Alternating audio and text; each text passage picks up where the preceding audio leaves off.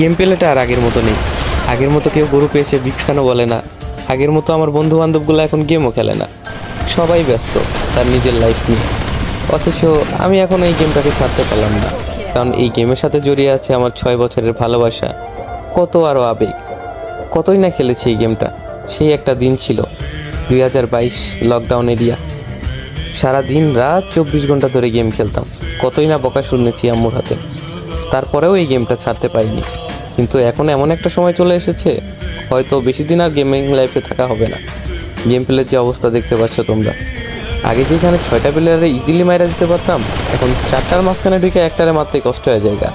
আর এই কথাগুলো আমি এখন কেন বলতেছি তোমরা অনেকেই বুঝবা না, কারণ তোমরা কিছু কিছু নতুন প্লেয়ার আছো যারা এইগুলাকে জাস্ট মজা হিসাবে নিবা।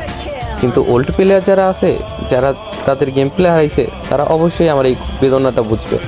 তারা আমার কষ্ট বুঝবে, কারণ তারা জানে একটা প্লেয়ারের গেম প্লে ডাউন হইলে তার কত পরিমাণ খারাপ লাগে।